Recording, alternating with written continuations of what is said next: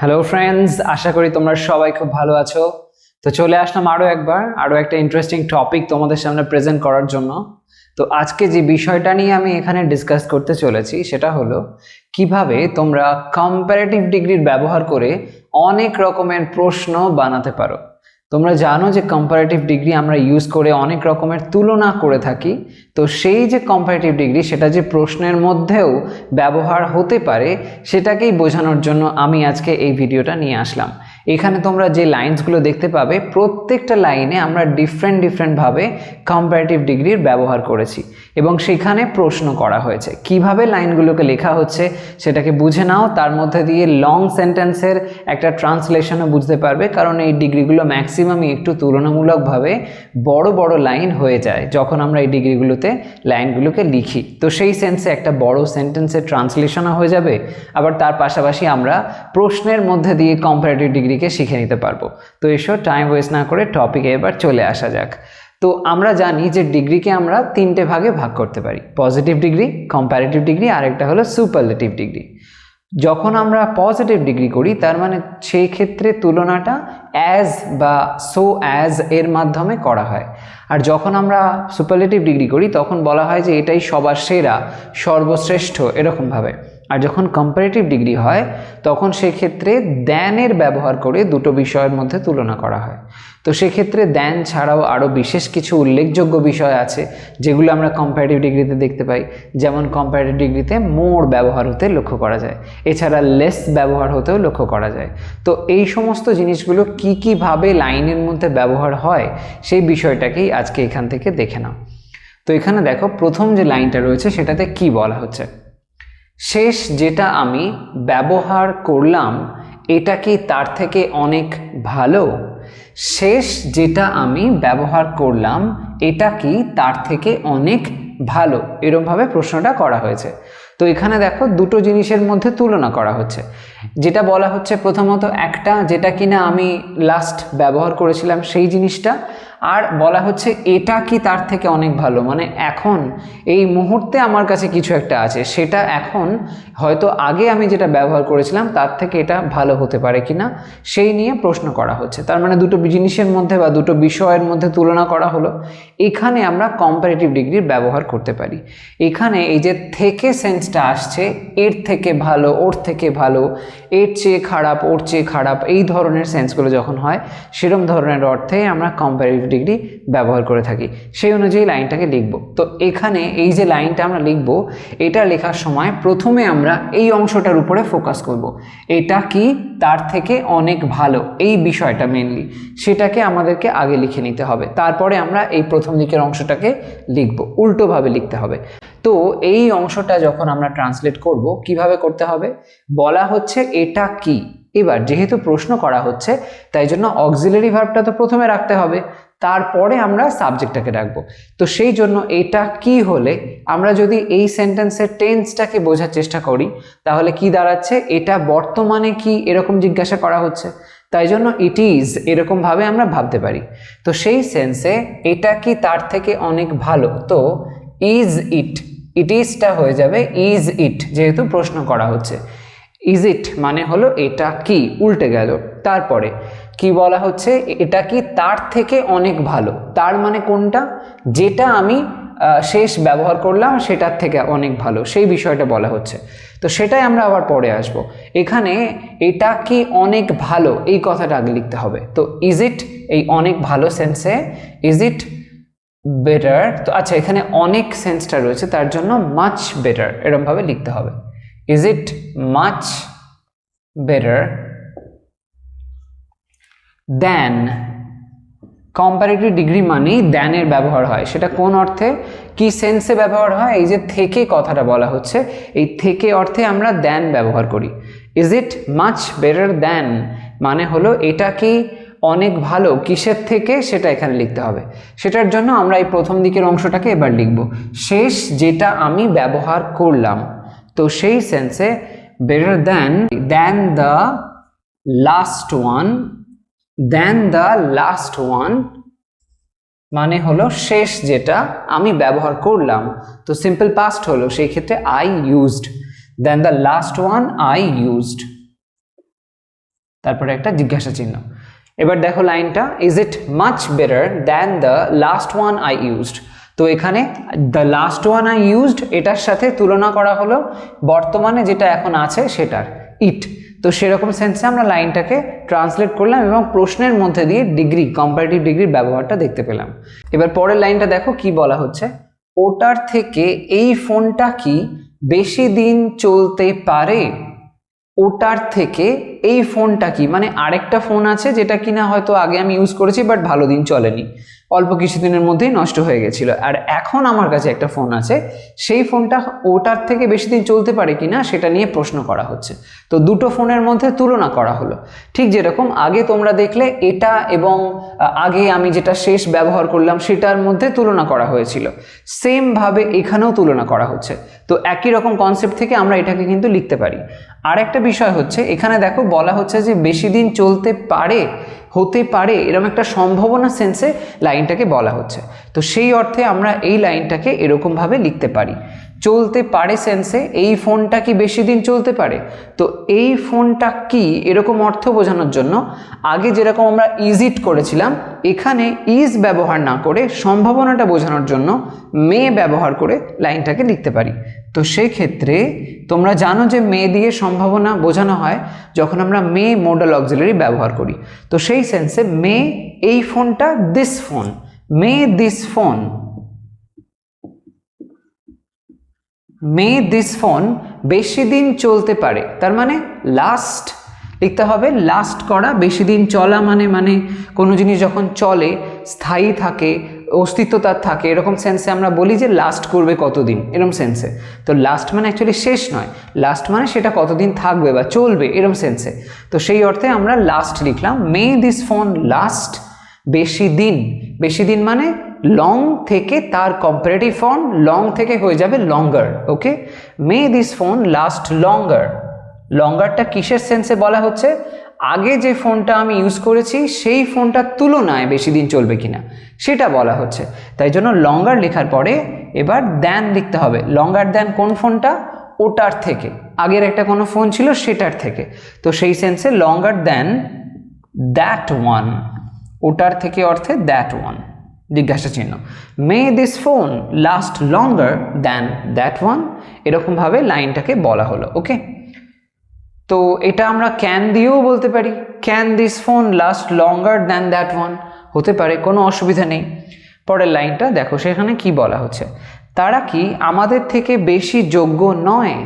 তারা কি আমাদের থেকে বেশি যোগ্য নয়। এখানে একটা সেন্স আসছে যেখানে এরমভাবে দেখতে পাচ্ছি বেশি যোগ্য এমন একটা কথা আসছে। তো সেই সেন্সে এখানে আমরা একটু অন্যরকম একটা ফরম্যাট দেখব, যেটা আগের দুটো লাইনের ক্ষেত্রে আমরা দেখিনি। তো দেখো এটা কিভাবে হতে পারে, তারা কি আমাদের থেকে বেশি যোগ্য নয়। তো সেই সেন্সে এখানে দেখো নয় কথাটা আছে, তার মানে না সেন্স আসছে মানে নেগেটিভ সেন্স। তো নেগেটিভ সেন্স যখন আমরা করি সেই ফরম্যাটের ক্ষেত্রে অবশ্যই একটা নট ব্যবহার করতে হয়। তো সেই সেন্সে আমরা এখানে নটের ব্যবহার করব এবং অক্সিলারির সঙ্গে নটটাকে জুড়ে দিতে পারি। তো তারা কি আমাদের থেকে বেশি যোগ্য নয়, তো সেরকম সেন্সে এটা বর্তমানের একটা পয়েন্টকে বোঝাচ্ছে, তাই জন্য আমরা ইজ বা আর বা অ্যাম এই ধরনের কিছু নিয়েই ভাববো। এখানে যেহেতু সাবজেক্ট আছে তারা, তাই জন্য আমরা দে আর এরকমভাবে ভাববো, দে আর নট, সেই সেন্সটা ভেবে নিয়ে আর দে নট বা আর্ন দে এরকমভাবে আমরা বলতে পারি। তো এখানে লেখা যাক আর, তারপরে লিখব দে, নয় সেন্সের জন্য নট, আর দে নট, তারা কি নয়, এই কথাটা লিখলাম, নয় কি আমাদের থেকে বেশি যোগ্য। তো আর দে নট বেশি সেন্সে মোর, মোর যোগ্য সেন্সে ডিজার্ভিং, ডিজার্ভ থেকে ডিজার্ভিং, ডিজার্ভিং এখানে আইএনজি যুক্ত হয়ে একটা অ্যাডজেক্টিভের মতন কাজ করছে, এটা পার্টিসিপেল হয়ে গেছে। তো deserving, are they not more deserving, deserving, তারা কি বেশি যোগ্য নয়, কাদের থেকে, আমাদের থেকে। তো এখানে দ্যান ব্যবহার করব থেকে অর্থে, আমাদের অর্থে উই, আর উই এর সাথে সাথে আমরা একটা অক্সিলারি ভার্বও জুড়তে পারি আর। Okay, are they not more deserving than we are, আমরা যতটা না যোগ্য তার থেকে বেশি যোগ্য কি তারা নয়, এরমভাবে লাইনটাকে বলা হচ্ছে। তাহলে তোমরা দেখতে পেলে এখানে আরও একটা রকম অন্য রকম প্রসেসে আমরা কম্পারেটিভ ডিগ্রিটা করলাম, অন্যরকম কোন অর্থে? এখানে মোর ব্যবহার হলো, যেটা এর আগের দুটো লাইনে আমরা দেখিনি, এখানে হলো। এবার মোর শব্দটা কেন ব্যবহার হলো? এখানে প্রথমত যদি বাংলার লাইনগত দিক থেকে দেখো তাহলে বেশি শব্দটার জন্য অবশ্যই মোর আমরা এখানে ইউজ করেছি এটা বলতে পারি, কিন্তু শুধু তাই নয়, এখানে বিষয়টা হচ্ছে যে অ্যাডজেক্টিভের ব্যবহার হচ্ছে ডিজার্ভিং। শব্দটা বেশ বড় শব্দ, যখন আমরা এটার সিলেবেলগুলোকে ভাঙি তখন দেখা যায় অনেকগুলো সিলেবেল হচ্ছে, যেমন দেখো ডিজার্ভিং তিনখানা হয়ে গেল। তো তার জন্য যখন এরকম বড় বড় কোনো শব্দ হয় সেক্ষেত্রে আমরা কম্পারেটিভ ডিগ্রিতে সেই অ্যাডজেক্টিভের আগে মোর ব্যবহার করে থাকি, তাই জন্য এখানে আমরা মোর ব্যবহার হতে দেখতে পেলাম। তো সেই সেন্সটা এখানে দেখা গেল। তারপরের লাইনটায় দেখো সেখানে আমরা কি সেন্স পাই? এই বইটা কি অন্য যে কোনো বইয়ের থেকে বেশি তথ্যপূর্ণ? দুটো বই আছে, তো আচ্ছা এখানে দুটো নয় অনেকগুলো বই আছে। এই বইটা কি অন্য যে কোনো বইয়ের থেকে বেশি তথ্যপূর্ণ? এই বইটা কি অন্য যে কোনো বইয়ের থেকে বেশি তথ্যপূর্ণ, এরমভাবে বলা হয়েছে। তো তার মানে একটা বই আছে যে বইটা অন্য যে কোনো বইয়ের থেকে বেশি তথ্যপূর্ণ হতে পারে, এরকম একটা ম্যাটার। তো সেই সেন্সে লাইনটাকে বলা হচ্ছে।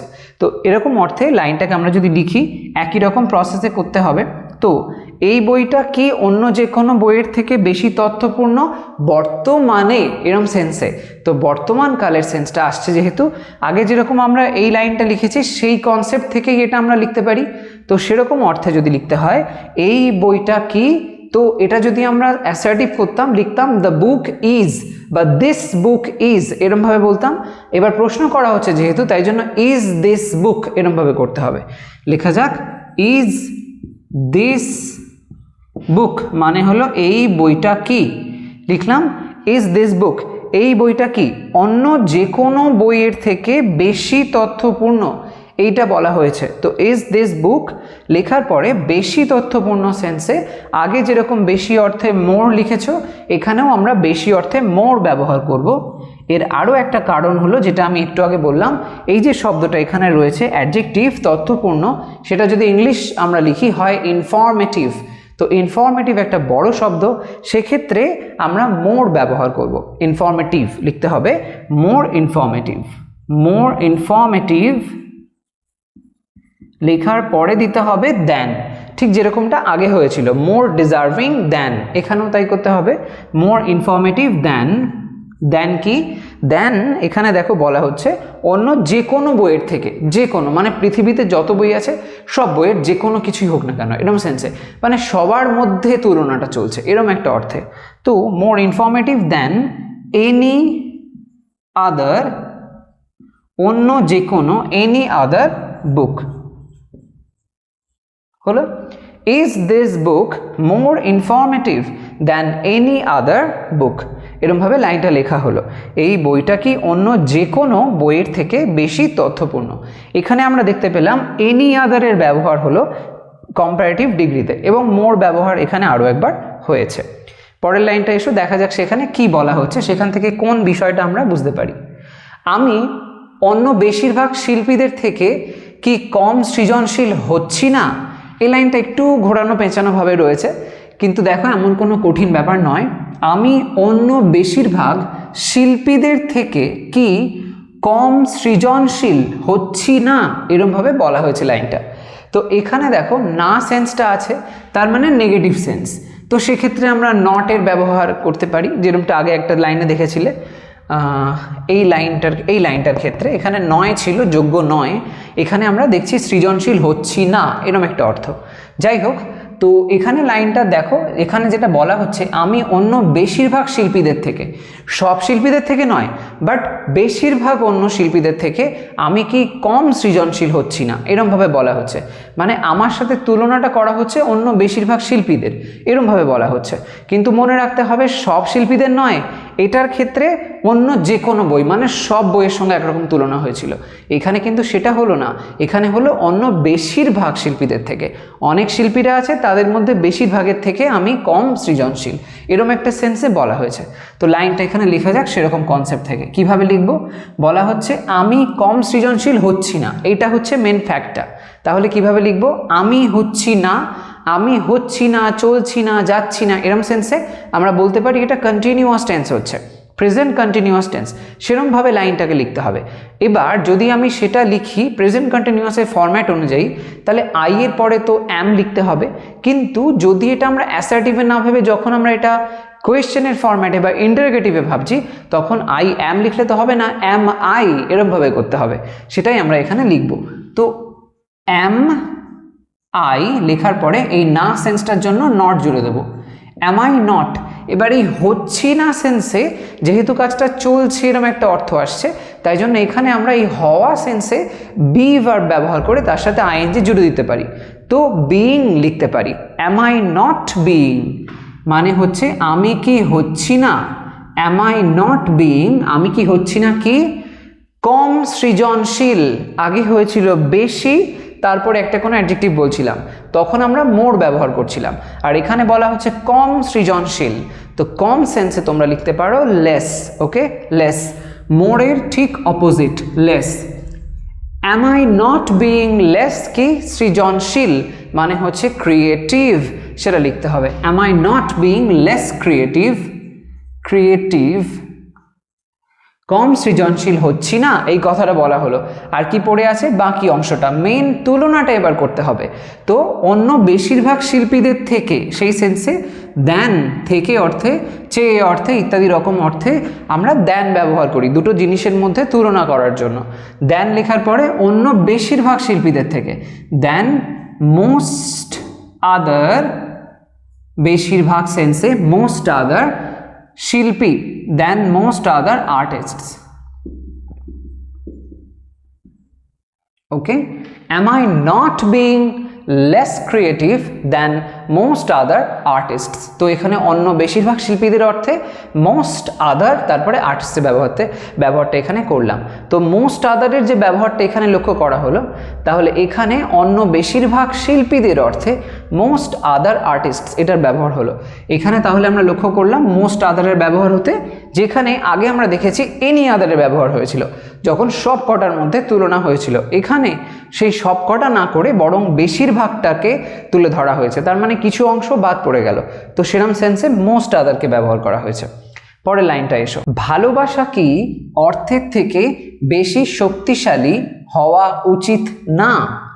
ভালোবাসা কি অর্থের থেকে বেশি শক্তিশালী হওয়া উচিত না? এখানে দুটো বিষয়কে আমরা লক্ষ্য করতে পারছি, একটা হচ্ছে ভালোবাসা আর একটা হচ্ছে অর্থ। দুটো বিষয়ের মধ্যে তুলনা করা হচ্ছে, এখানে কিন্তু অনেক কিছু জিনিস নেই বা সমস্ত কিছুর কথা বলা হয়নি, সিম্পলি দুটো ফ্যাক্ট। তো সেরমভাবে লাইনটা যদি আমরা করি, এক্ষেত্রে এই যে অংশগুলো আমরা দেখলাম, প্রথম লাইনটা তারপরে দ্বিতীয় লাইনটা, সেক্ষেত্রেও দুটো জিনিসের মধ্যে তুলনা করা হয়েছিল, সেম কনসেপ্ট এখানেও আসছে। তো সেরমভাবে লিখতে হবে। তো এটাকে আমরা সিম্পলি এরমভাবে লিখতে পারি, ভালোবাসা কি অর্থের থেকে বেশি শক্তিশালী হওয়া উচিত না। তো উচিত না মানে শুড, শুড, এবং যেহেতু না সেন্সটা আছে তার জন্য নট আসবে, তাহলে শুডের সাথে আমরা নট জুড়ে শুডন্ট এরমভাবেও লিখতে পারি, তাতে কোনো অসুবিধা নেই। আগে তোমরা দেখেছো সাবজেক্টের পরে নটটা লিখেছি, তো এবার চলো নটটাকে আমরা অক্সিলারির সঙ্গে জুড়ে দিয়েও লিখে দেখি। তাহলে ভালোবাসা সেন্সটাকে আমরা লিখতে হবে যে ভালোবাসা উচিত না এরকম একটা সেন্সে, যে ভালোবাসা কি অর্থের থেকে বেশি শক্তিশালী হওয়া উচিত না, তাহলে সেই অর্থে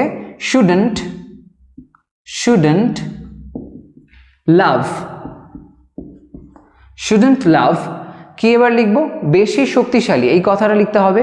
shouldn't love be বেশি অর্থে more শক্তিশালী powerful, shouldn't love be more powerful।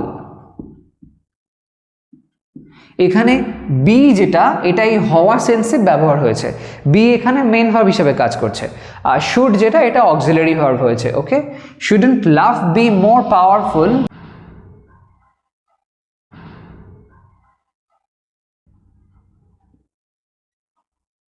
shouldn't love be more powerful, তারপরে এখানে একটা দেন জুড়ে দাও, দেন কি অর্থের থেকে, তুলনাটা লাভের সাথে অর্থ বা মানির তুলনা করা হচ্ছে, সিম্পলি আমরা এখানে মানি লিখে দিতে পারি, shouldn't love be more powerful than money,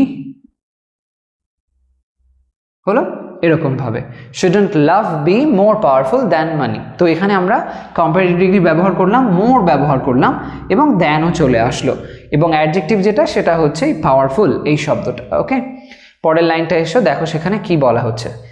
Dhaka অন্য অনেক শহরের থেকে কি বেশি বিখ্যাত নয়? ঢাকা অন্য অনেক শহরের থেকে কি বেশি বিখ্যাত নয়? মানে হ্যাঁ, অবশ্যই বিখ্যাত। তার মানে অন্য অনেক শহর আছে যারা ফেমাস, তাদের মধ্যে ঢাকা সিটিটাও কিন্তু ফেমাস। তো সেরকম সেন্সে বলা হচ্ছে এটা কি নয় সেরকম, মানে হ্যাঁ অবশ্যই সেরকম। তো সেরকম একটা অর্থে লাইনটাকে লেখা হয়েছে। এবার এই সেন্টেন্সটাকে যদি আমরা লিখি তাহলে কিভাবে লিখতে হবে? এখানে দেখো যেটা কথাটা বলা হচ্ছে যে ঢাকার সিটিটার বা ঢাকা শহরটার যে ফেমাস হওয়াটা বা বিখ্যাত হওয়াটা সেটা বর্তমানের কথা বলছে, এবং সেই জন্য আমরা এখানে বর্তমানে যেরকমভাবে আগে করেছিলাম ইজ ব্যবহার করে লাইনটাকে লিখতে পারি। তো ঢাকা ইজ হতে হবে, কিন্তু সেটা না করে, মানে ঢাকা ইজ হয় অ্যাসার্টিভ ফরম্যাটে, সেটা না করে আমরা কোয়েশ্চেনের ফরম্যাটে লিখবো। তো ইজ ঢাকা এরকম করে করতে পারি, অথবা ইজন্ট ঢাকা এরকমভাবেও করা যেতে পারে। তো যেরকমটা স্টুডেন্টের ক্ষেত্রে করেছি সেম সেন্সে এখানে আমরা ইজন্ট করতে পারি। ওকে, ইজন্ট। তো ইজন্ট ঢাকা, ইজন্ট ঢাকা কি করব? বেশি বিখ্যাত নয়, এরকম একটা সেন্স লিখতে হবে। Isn't Dhaka more famous, more famous. এবার কি করব? এবার দেখো এখানে বলা হচ্ছে যে ঢাকা অন্য অনেক শহরের থেকে কি বেশি বিখ্যাত নয়? অন্য অনেক শহর, আগে আমরা দেখেছিলাম যে অন্য বেশিরভাগ শিল্পীদের বলা হয়েছিল, এখানে বলা হচ্ছে অন্য অনেক শহরের থেকে বেশি। তো সেরকম সেন্সে আগেরটার ক্ষেত্রে বেশিরভাগ শিল্পী, তাই জন্য বেশিরভাগ অর্থে আমরা ওখানে মোস্ট আদার করেছিলাম, এখানে অন্য অনেক বলা হচ্ছে, তো সেরকম সেন্সে মেনি আদার ব্যবহার করতে পারি। তো সেই অর্থে isn't Dhaka more famous then many other, many other অন্য অনেক মানে অনেক শহর আছে, কিন্তু সেই শহরের থেকে অনেক প্রচুর সারা বিশ্বে শহর আছে, যার মধ্যে ঢাকা শহর কিন্তু বিখ্যাত একটা শহর, মানে তাদের থেকেও অনেক ছাপিয়ে, এরকম একটা সেন্সে। তো দেন মেনি আদার অন্য অনেক শহর সেন্সে মেনি আদার লেখার পরে শহর কথাটা লিখতে হবে।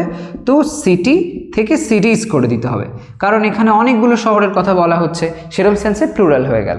তো isn't Dhaka more famous than many other সিটিজ।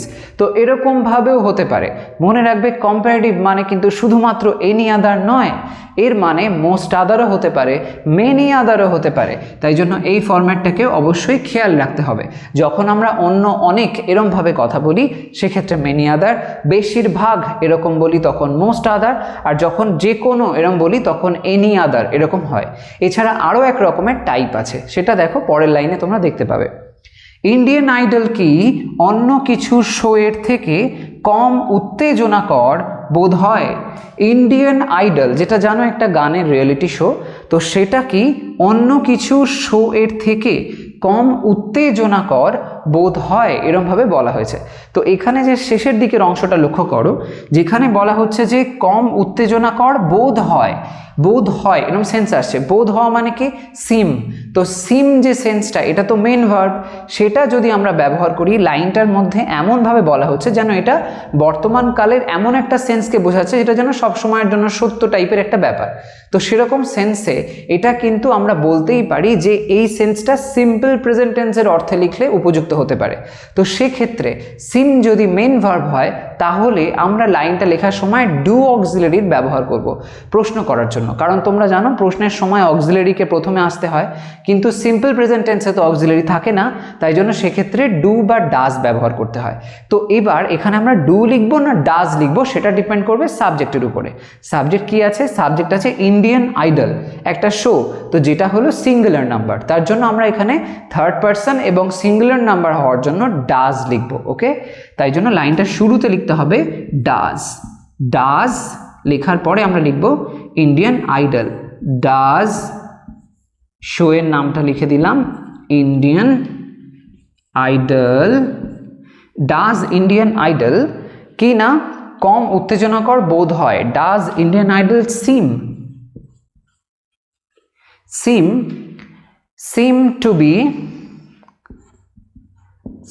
Two be কম উত্তেজনাকর, সিম টু বি লেস উত্তেজনাকর মানে এক্সাইটিং। Okay, less exciting.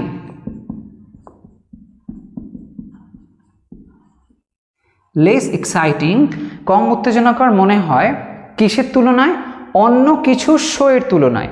এখানে কি বলা হচ্ছে? এই যে অন্য কিছু শোয়ের থেকে বলা হয়েছে। আগে দেখেছিলাম অনেক, অন্য, অনেক এই শব্দটা, এখানে দেখা যাচ্ছে অন্য কিছু। তো এরকম সেন্সে আমরা লিখব সাম আদার। ওকে, সাম আদার। তো এখানে লিখতে হবে লেস এক্সাইটিং দ্যান সাম আদার। দেন সাম আদার কি? সাম আদার শো। শোটার প্লুরাল হয়ে যাবে। যেরকম তোমরা আগে দেখেছো মোর, মেনি আদারের ক্ষেত্রে সিটিজ করলাম, তার আগে হচ্ছে মোস্ট আদারের ক্ষেত্রে আর্টিস্টস করে দিলাম, প্লুরাল করে দিলাম। সেরকমভাবে সাম আদারের ক্ষেত্রেও আমরা সাম আদারের পরে এখানে লিখতে পারি প্লুরাল ফর্মটা, যেটা হচ্ছে শো আছে, তো লিখে দিতে হবে shows. Okay, Does Indian Idol seem to be less exciting than some other shows? এরকমভাবে আমরা কম্পারেটিভ ডিগ্রিটা করে ফেললাম, যেখানে সাম আদারের ব্যবহার লক্ষ্য করলাম দ্যানের পরে। ওকে, তাহলে এখানে বিভিন্ন রকমের ওয়েতে যে কম্পারেটিভ ডিগ্রিগুলো হতে পারে সেটা এখানে আলোচনা করা হলো, এবং দেখতে পেলে কিভাবে প্রশ্নের মাধ্যমে এগুলো সম্ভব হয়। এবং তার পাশাপাশি এই সমস্ত লাইনসগুলো যেগুলো তুলনামূলক একটু বড় লাইন, সেই লাইনগুলোকে আমরা ট্রান্সলেট করতে পারলাম। ওভারঅল একটা স্ক্রিনশট নিয়ে নাও। তো আজকের ভিডিও তো এই পর্যন্তই। তোমাদের কোথাও যদি কোনো কনফিউশন থেকে থাকে আমাকে কমেন্ট সেকশনে জানাতে ভুলো না।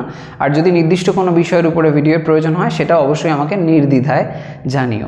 তো আজকে আসি, তোমরা সবাই ভালো থাকো, সুস্থ থাকো। চ্যানেলটাকে এখনও সাবস্ক্রাইব না করে থাকলে অবশ্যই করে নিও, কারণ এমন ধরনের ইনফরমেটিভ ভিডিওস তোমরা আমার চ্যানেল থেকে পেতেই থাকবে। আর হ্যাঁ, এই ভিডিওটাকে একটা লাইক করতে ভুলো না, শেয়ার করো সমস্ত ফ্রেন্ডসের মধ্যে অনেক অনেক পরিমাণে। ওকে, নেক্সট ভিডিওতে চলে আসবো আরও একটা ইন্টারেস্টিং টপিক নিয়ে ডিসকাস করার জন্য। বাই।